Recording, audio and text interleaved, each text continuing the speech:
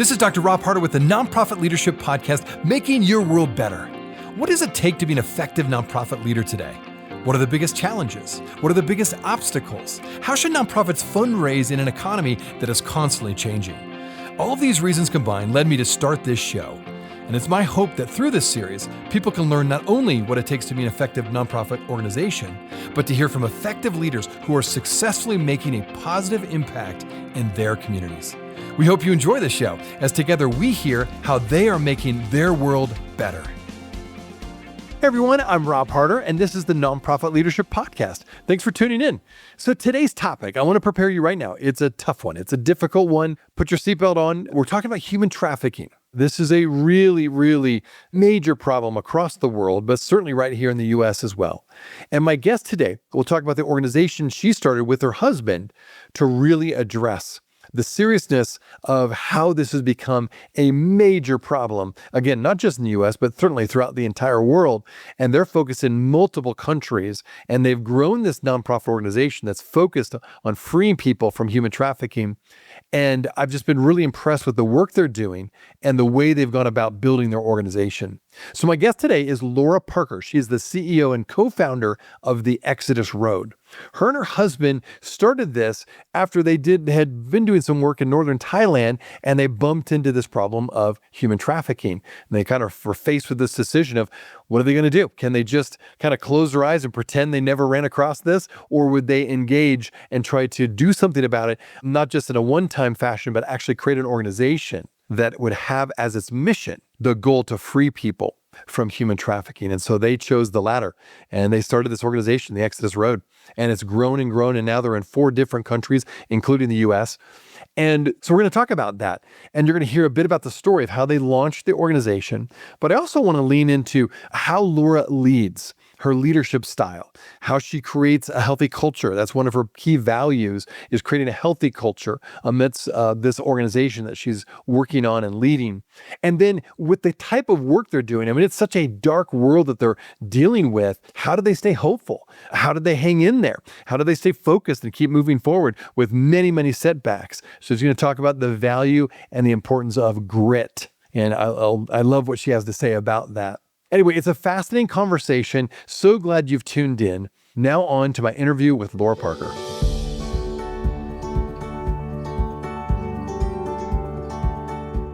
This podcast is sponsored by DonorBox. DonorBox, helping you help others with the best donation forms in the business. Well, welcome back, everybody, to the Nonprofit Leadership Podcast. Today, I have Laura Parker, who's the CEO and co-founder of the Exodus Road. Laura, thank you so much for being on the show today. Absolutely. I'm super excited to be here, Rob. Well, as I said before we hit record, you are doing some really important work. It's very difficult work, and I'm really excited to get into it. And as I always do with most of my guests, I like to give the background story, because I think for my listeners to get to know you a little bit better, and in this case, you and your husband co-founded this organization. It's a pretty cool story to hear a little bit more of how you got started. So maybe you could do that for my listeners. Talk about what prompted you in the first place to start the Exodus Road. Yeah, thank you. Yeah, the Exodus Road is an anti-human trafficking nonprofit, and we actually never set out to get into this line of work. My husband and I, we had 3 kids, and our kids were 3, 5, and 7. We were living in Colorado, and we wanted to live internationally for a couple of years, and so we got an opportunity to go with a family foundation to Northern Thailand and to leave for 2 years to help run a family foundation. And our job on that family foundation was to help with some fundraising and some representation around a children's home, which served 47 young girls from the Hill Tribe regions of Northern Thailand. And part boarding school, part orphanage. And we were here for about the first 6 months, and we started hearing this rumor from the villages that there were no pretty girls in the village. And we thought, that's a terrible statement. Tell us about that. And the village elders started telling us, and even the young girls we were working with started telling us about these men that would come into these remote villages in pickup trucks, and they would offer jobs to the young women in the village, 14, 15, 16-year-olds, and they would show them Facebook restaurants and families that they could be nannies for jobs. And these girls would take this job, and the parents would send them away, and then the girls would disappear into the sex industry. And we were just horrified at that. And that's where this statement came that there were no pretty girls in the village because they had all been tricked into leaving. And so the only thing we knew about human trafficking at the time was we had watched the movie Taken. And we had Okay, Googled right. really Liam Nielsen. that really Yep. wasn't, yeah, we really didn't know a lot about the issue at that point. This was almost 20 years ago. But long story short, my husband ended up working on a working group, a research group, looking at what are the gaps in addressing the issue of human trafficking, specifically in Thailand where we were living. And he got a call after about a year of that work that was pretty life-changing for us and put us on a different path. He got a call to go investigate a particular bar down in Bangkok that was supposed to be selling young girls. There were pictures of girls in school uniforms on the back wall. And they said, "Hey, we need somebody to come and see if this is actually a school or if this is actually a girls for sale." And so eventually he ended up going and he did that particular case and got information and delivered it to the police partners we were working with at the time. And that really began us on this journey of, okay, what does it look like to not forget those who are trapped in trafficking, and what could we bring to that fight and that work? And so he became informant with the Thai Royal Police and then started doing human intelligence gathering. And that's really how the organization itself started. Okay. Wow. That is just, again, already just hearing a little bit of the story, it's just so powerful. It's so heart-wrenching as well at the same time. What just led you finally to say, okay, we're going to start Exodus Road, and then let's get this launched and get support and all that? Tell us about some of the steps you took to go the next level now of committing yourself, raising money, having an organization, and now you, of course, become CEO. Yes. Thanks for the question. Yeah. The early days, I think the thing that really drove us from let's just do this volunteer work with police to let's start a nonprofit that can systematically facilitate the leaving of slavery for people. And what really sparked that was this conversation that we had where we were talking about our own kids, and we were, again, our kids were 3, 5, and 7. And there was this conversation where Matt, my husband, was talking about a recent case that he had done with a 15-year-old who just wanted to get home. She was one of those village girls who had gotten tricked, and she just wanted to get home. And I remember him saying, should we do this on a bigger scale? And I remember at that exact moment, my human hesitation was very loud. But at that exact moment, one of my kids came up to me, and I just remember that thought of, if it were one of my kids, our oldest daughter's Kelty, if it were Kelty, would I say yes to that idea? And of course, I would say yes to that idea. So that's really the genesis story of how we started the organization. And then we really, really focused for the first 10 years of our work on interventions. What does it look like to walk alongside law enforcement and provide technology, human intelligence, digital intelligence to really help make human trafficking a more dangerous crime, particularly in areas where it was really running rampant. So we started in Thailand and started working alongside local local law enforcement. And then we moved to India, and then we moved to Latin America. And then we are also in the United States. So right now we're an organization. We have offices in 4 different countries internationally. And then we have our headquarters office in the States. And our programming has expanded now to include aftercare services, including residential aftercare, and then also prevention education. So we have a much more holistic program now than we did at the beginning. But the beginning, it was really that intervention work that got us started. Well, I'm glad you mentioned that, because when I went to your website, that's exactly what I saw was a holistic approach, not just the intervention side, but yeah, kind of that full care of bringing someone out of human trafficking and then providing that care to help bring healing to those girls and I'm sure boys too, that have just had horrendous experiences and need lots of trauma support and mental health support.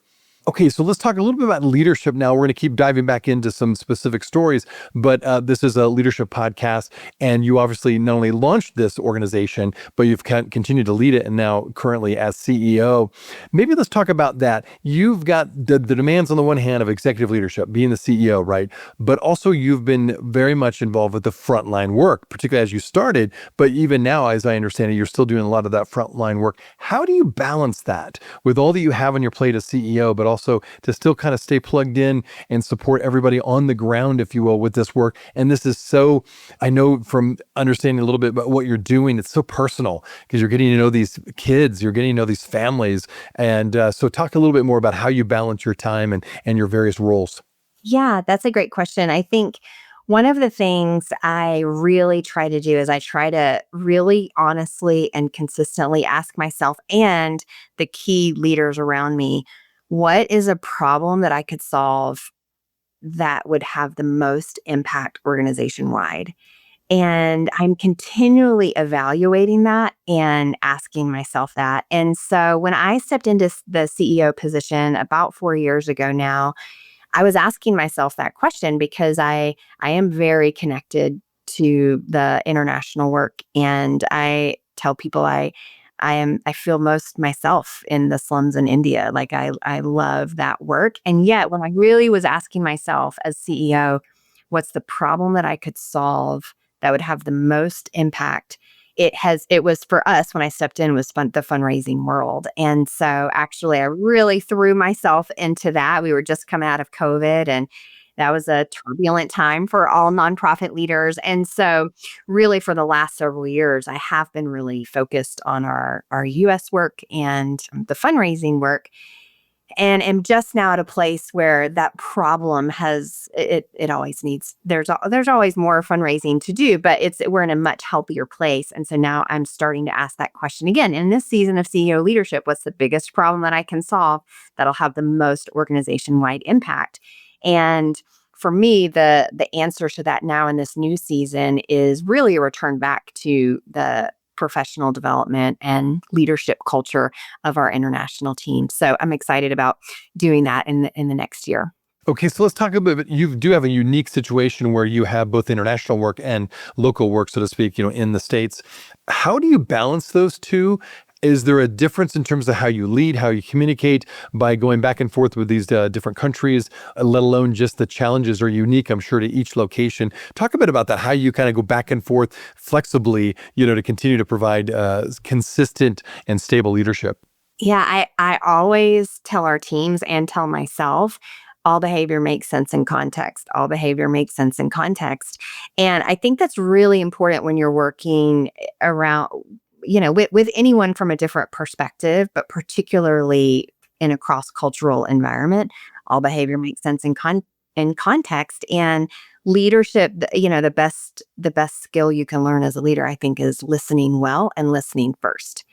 And I think that's another thing that we really try to practice, that I try to put into practice. What does it look like to walk into any conversation first with a listening, seek to understand stance, and then also with just buckets and buckets of compassion and grace and empathy for perhaps a different perspective, because a lot of times those perspectives are from very different cultural contexts. So, I also think when you work internationally, a really important component is relationships.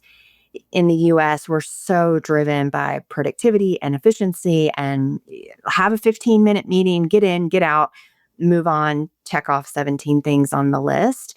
But our international neighbors oftentimes value relationship a lot more than those in the US.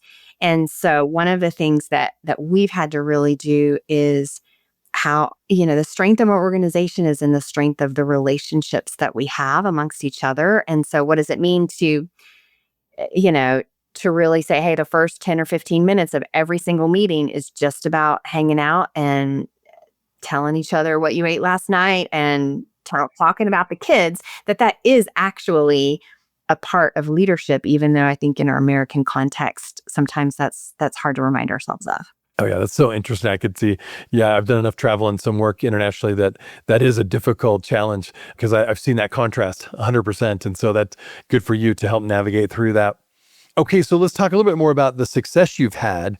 What would you attribute to a lot of the success that the Exodus Road has had as an organization, particularly as you come alongside law enforcement? You mentioned at the very beginning, that's been one of your hallmarks, is really working with local law enforcement, but you're also not only rescuing people, but continuing to provide protection for traffic victims. Talk a bit about that, how you've continued to be successful. It's a difficult job. I'm sure you've had all kinds of threats against you, right? Because there's just a lot of things that are happening with the work you're doing. Talk about the keys maybe to success that you've seen over the last several years.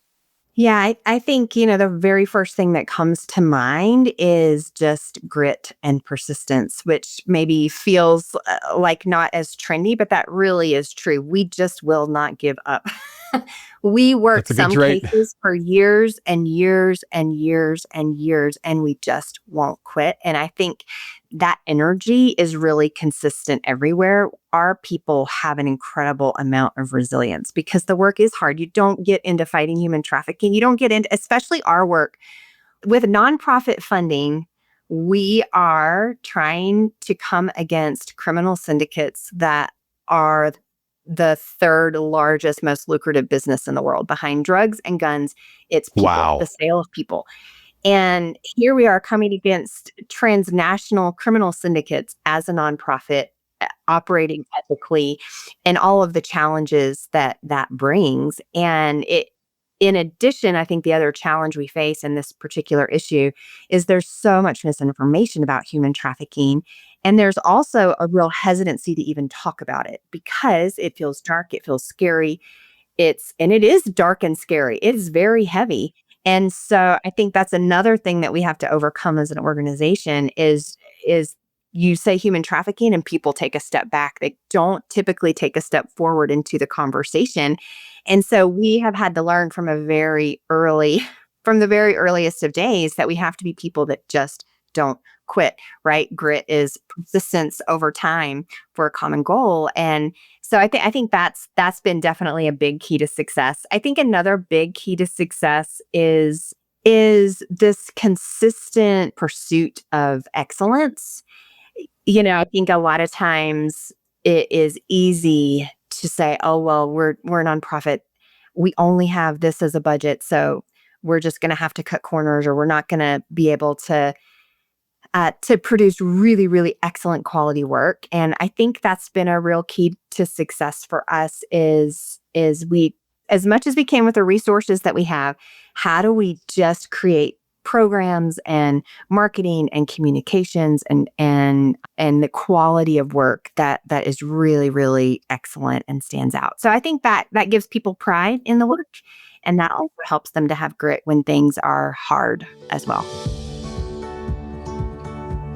We'll be right back. Are you looking for an easy and effective way to boost your nonprofit's donations? Well, look no further than DonorBox, the online fundraising platform that streamlines your fundraising efforts, maximizes donations, and simplifies giving for your supporters. With DonorBox, you can create beautiful donation forms, accept digital wallet payments, track donations, and send auto receipts. And the best part? There are no setup or monthly fees and no long-term contracts required. So what are you waiting for? Visit donorbox.org today to get started. That is www.donorbox.org.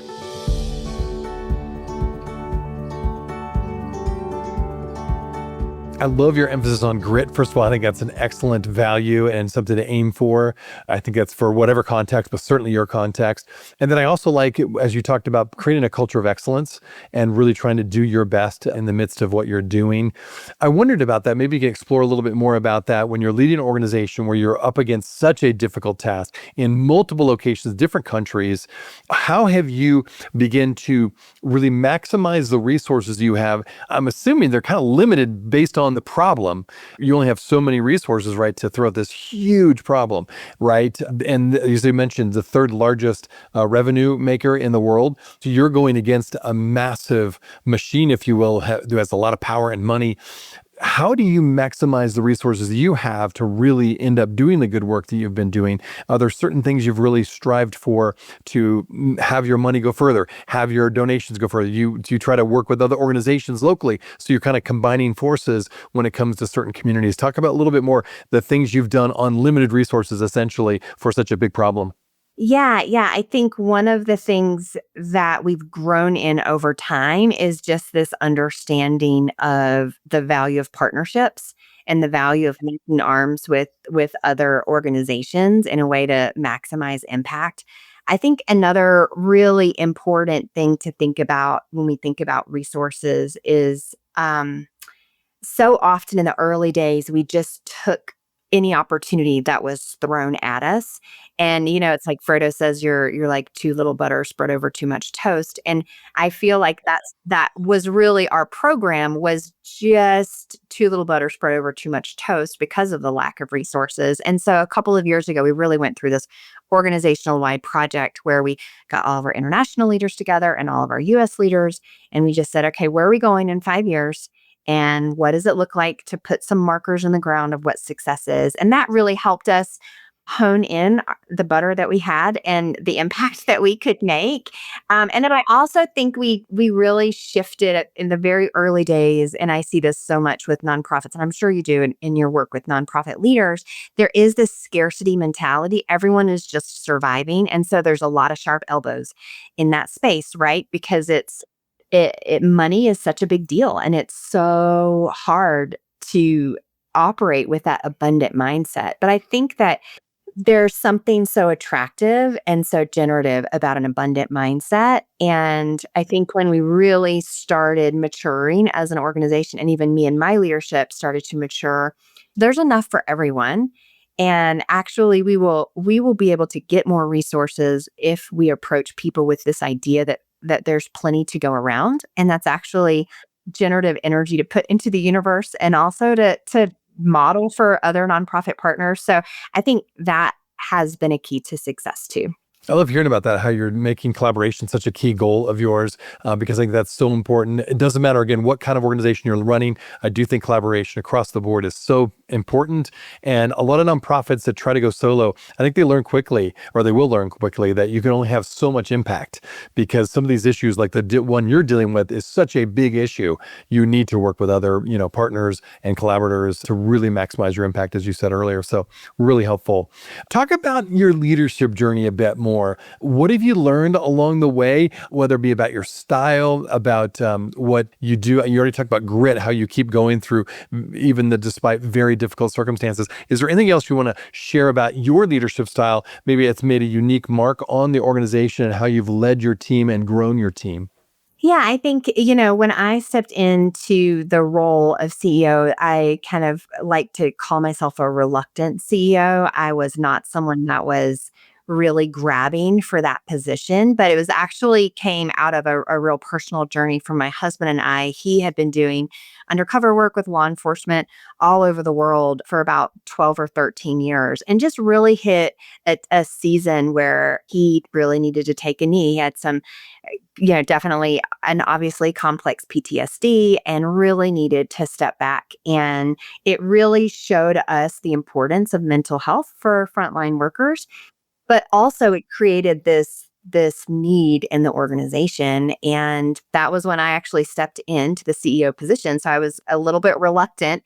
It wasn't necessarily what I had intended, but it felt like a way that I could, again, a problem that I could solve for the organization during that season. And so I stepped in there, and it has been such a beautiful lab for my own human growth and development. I have learned so much about myself in the process.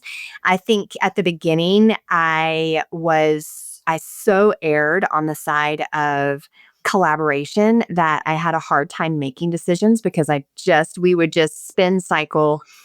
What do you think? What do you think? What do you think? What do you think? And I think that's one of the things I've had to learn is I do have a very collaborative leadership style, but I have had to learn when are the ways and the times when I just need to make a call and move forward. So I think that's been one of the things that I have carried with me and also have learned in the process.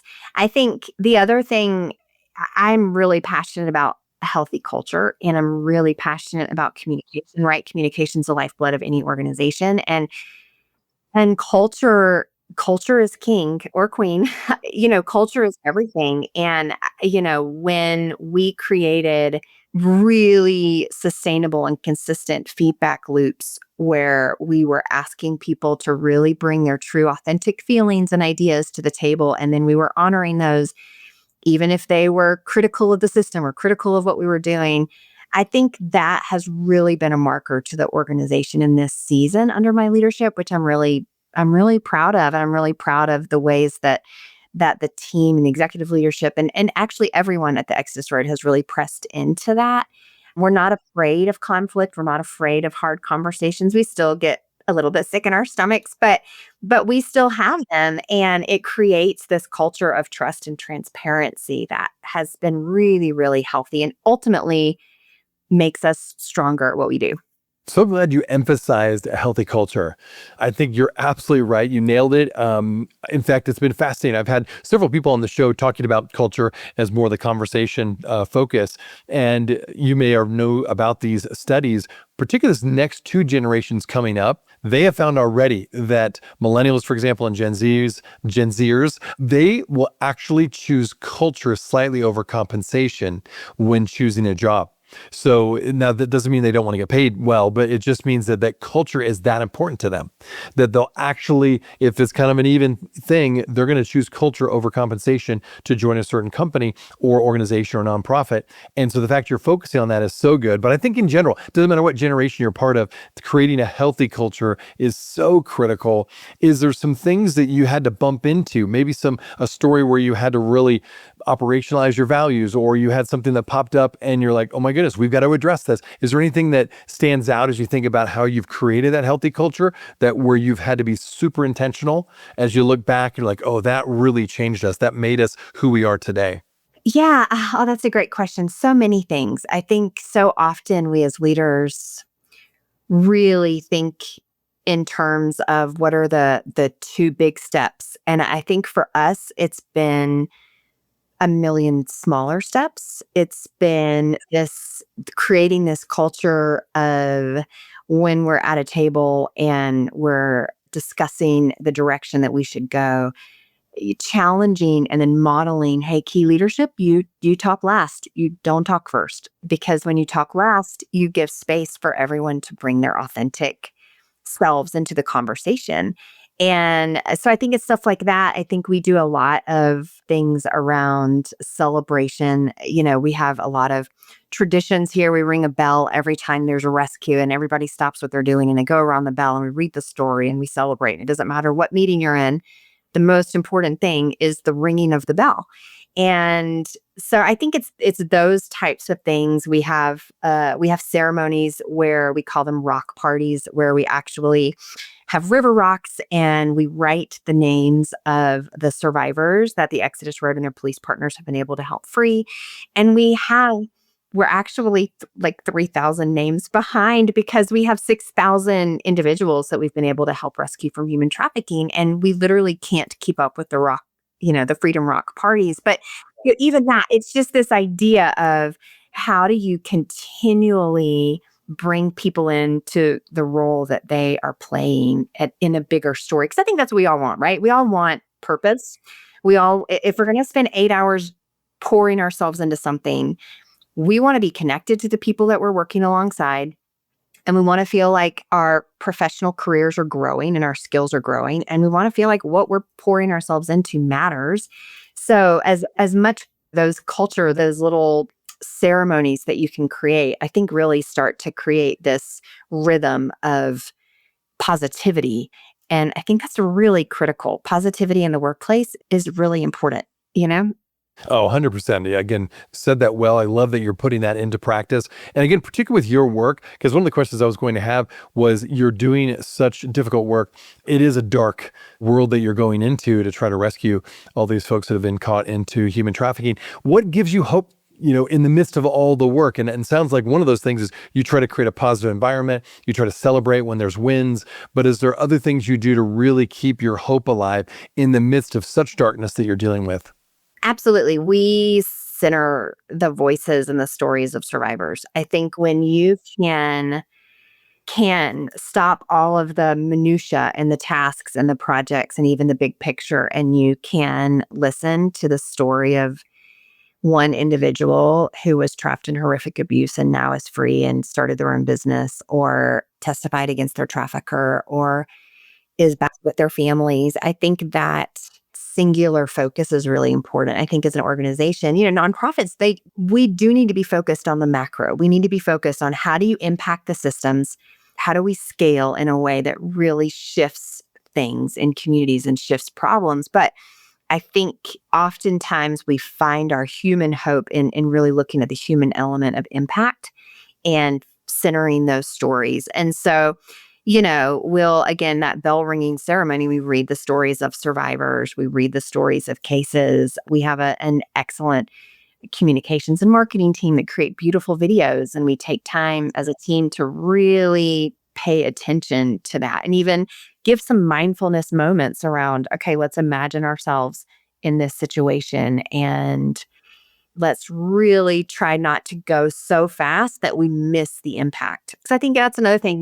We Americans, we move real fast. And because we move real fast, we miss a lot. And I think that's what leads to burnout. And so that's another thing we've done here at the Exodus Road. I really like that idea of centering your work around the stories of the people that you're serving. And in this case, you're rescuing, giving them a new life almost, right? Love that. That is really powerful for any nonprofit to really make those you're serving kind of the center and their stories, the center of what you're doing, just to continue to remind everybody in the organization about the mission.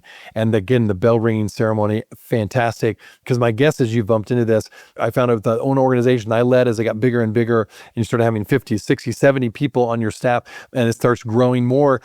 It's hard for everybody to get the same experience, particularly if you're not on the front lines. But by doing things like the ringing ceremony and the bell ringing ceremony, and then talking about the stories, you keep reminding basically everybody in the organization, regardless if you're the finance person who's in your office most of the day to the person who's on the front line, this is why we're doing it. This is our mission. I thought that's really powerful to keep people fired up. It kind of reminds them why they're doing it. So if they're having a hard time, they're just kind of worn out a little bit, that kind of re-energizes them, I'm sure. So, okay, so as you think about Exodus Road in the future and what you're looking forward to, what does the next year, 3, 5 years look for you in terms of as you expand and continue to expand your work essentially to reach more people that are trapped in this terrible thing? Yeah. When I look at the future, I am filled with a lot of hope. I feel like in so many ways, we're just getting started, right? Like we've logged our 10,000 hours a few times now. So we should be really, really good at this. I bet. And, I think, when I look at the next 5 years in the United States specifically, our biggest program that we're pushing out right now is really addressing prevention, education around the digital exploitation that our kids are facing, especially our teenagers. Because as we looked at the data, the realities of exploitation in the online world have skyrocketed since COVID. And it really is the single greatest threat facing American youth today. And so we have a program that goes into schools and goes into faith communities and community centers. And we have resources that really address how do we build up resilience in teenagers? And then also how do we help their parents have conversations with those teenagers about how to really realistically think about what's on their phones and the dangers that they're potentially facing on their phones. So I think, when I look at the organization in the next 5 years, I think that is what we will be known for in the United States. But I think globally, we are so excited about continuing to push forward in all of our 3 programs: prevention, education, intervention work with law enforcement, and then also our aftercare programming. And in the next 5 years, we want to have all 3 of those programs up and running and strong and impact with local leaders in all the countries where we currently operate right now. And then we'll also be looking at partnership projects in other international countries as funding allows. So I think one of the most hopeful things right now about the issue of human trafficking is that there is, when we started 15 years ago, I was a great example. The only thing I knew about human trafficking was what I had seen on the movie Taken. And I think we still meet a lot of people who have a very limited view of what human trafficking crime is. But I think the hope is that that is really changing. And before action can happen, awareness has to happen. And this particular issue is one that I think people are really starting to wake up to the realities of and starting to care about. And so that feels incredibly hopeful to me as I look at the future too. Well, thanks for sharing that. And again, thanks for being on the show and just sharing all the work you're doing. It's incredible, the work you are getting done and how much freedom you're providing so many people around the world in all these countries that you serve. So for my listeners who hear about this, want to find out a little bit more, maybe want to support you or get volunteer, where would you send them? What's the best place for them to connect with you and with your organization? Yeah, theexodusroad.com is our website. We're on Instagram and all the social channels, so you can check us out there. Totally follow along. I am Laura Parker on Instagram. Feel free to reach out to me there. And then we also have Influenced, which is our prevention education program addressing digital exploitation in the U.S. And that's influenced.org. And you can find resources there as well addressing digital safety. Okay. Well, Laura, thanks again for taking time to be on the show. And thanks even more for all the good work you're doing. Thank you so much, Rob. It was a pleasure. Well, to all my listeners, thanks so much for tuning in. We'll see you next week. Hey friends, well, I wanted you to know that this podcast can be found on iTunes, Spotify, Amazon, Google Podcasts, and wherever you listen to other podcasts. I also want to encourage you to like, subscribe, and share this podcast with others. This will actually help us get this great content out to more nonprofit leaders just like you. You can also join the Nonprofit Leadership Podcast community, find other resources and interviews of past guests, all on my website, nonprofitleadershippodcast.org. Well, thanks again for listening, and until next time, keep making your world better. This podcast is sponsored by DonorBox. DonorBox, helping you help others with the best donation forms in the business.